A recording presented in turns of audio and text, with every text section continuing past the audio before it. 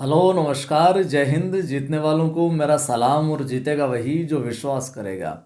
अनुशासित रहिए, धैर्य रखिए और लगातार है जो अपने लक्ष्य के प्रति जुनून के साथ लगे रहिए। यकीनन मंजिल मिलेगी आपको। जो ग्रेड फर्स्ट के अंदर पॉलिटी के अंदर टॉपिक लगता है विभिन्न बोर्ड और जो आयोग वाला, उसके अंदर हमने एक क्लास पहले देख ली है। वीडियो इस पर नियमित नहीं हो पा रहा कुछ कारणवश। प्रयास करेंगे कि नियमित रखें कक्षा और पॉलिटी वाला पोर्शन कंप्लीट करवा दें। काफ़ी टॉपिक है जो हो चुके हैं। तो आज हम बात करेंगे राष्ट्रीय महिला आयोग की। राष्ट्रीय महिला आयोग, अंग्रेजी में national commission for women, NCW। NCW ये नाम भी आ सकता है, NCW भी दिया हुआ आ सकता है, या फिर राष्ट्रीय महिला आयोग आएगा। ठीक है, स्थापना की बात कर लेते हैं हम सबसे पहले कि राष्ट्रीय महिला आयोग की स्थापना कब, क्या होती है, कैसे होती है, वो जिक्र करते हैं। तो राष्ट्रीय महिला आयोग की स्थापना भैया राष्ट्रीय महिला आयोग अधिनियम, राष्ट्रीय महिला आयोग की स्थापना राष्ट्रीय महिला आयोग अधिनियम 1990, राष्ट्रीय महिला आयोग 1990 के तहत होती है। ये बात ध्यान में रखनी है। या यूं सवाल आ जाए कि NCW की स्थापना किस अधिनियम के तहत होती है, तो राष्ट्रीय महिला आयोग अधिनियम 1990 के तहत होती है। कब? 31 जनवरी 1992 को एक संवैधानिक निकाय के रूप में की गई थी।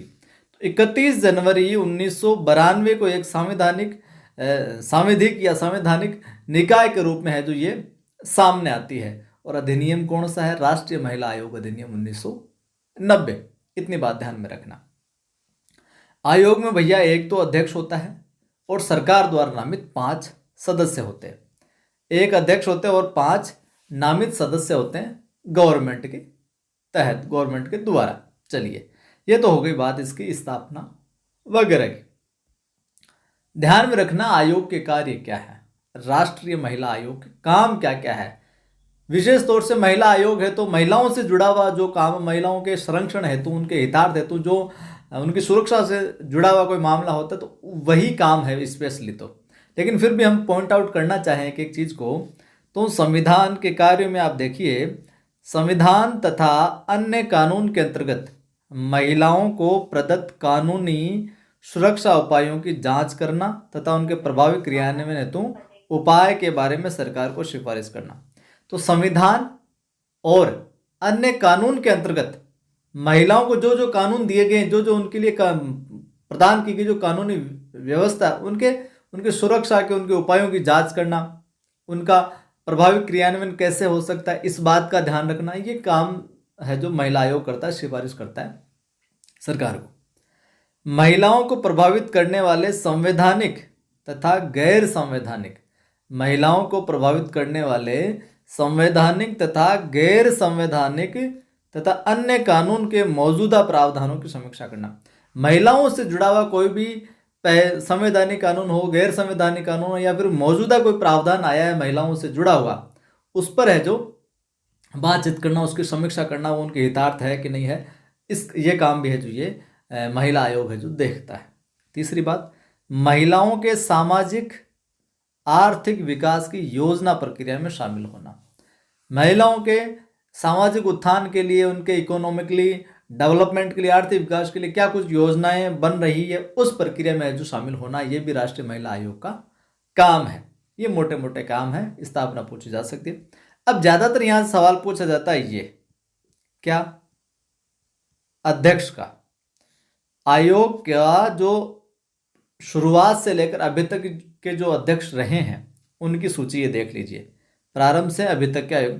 तो आपसे पूछ लिया जाए कि भैया राष्ट्रीय महिला आयोग का प्रथम अध्यक्ष किसे बनाया गया था, तो जयंती पटनायक 3/2/92 से 30/1/95 तक। तो 92 से 95 तक अपने जयंती पटनायक, ये ध्यान में रख लेना। बाकी प्रथम किसे बनाया गया था, ये बात आप ध्यान में रखना, कौन?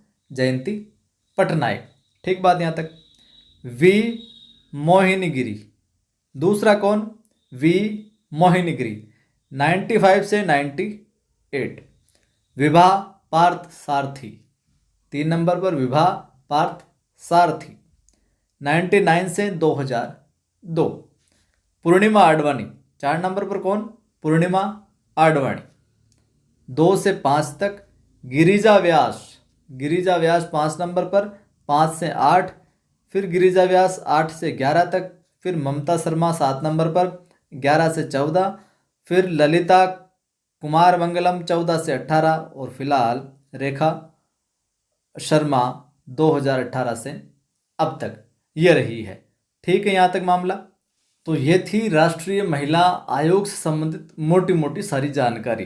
तो जयंती पटनायक ध्यान में रखना, वी मोहन गिरी ध्यान में रखना, विभा पार्थ सारथी ध्यान में रखना, पूर्णिमा आडवाणी ध्यान में रखना, गिरिजा व्यास ध्यान में रखना, फिर गिरिजा व्यास आते हैं, फिर ममता शर्मा, फिर ललिता कुमार मंगलम, फिर रेखा शर्मा जी को कार्यवाहक बनाया जाता है 1 वर्ष के लिए, फिर है जो 18 से फिलहाल यही देखने को मिल रहे हैं रेखा शर्मा जी।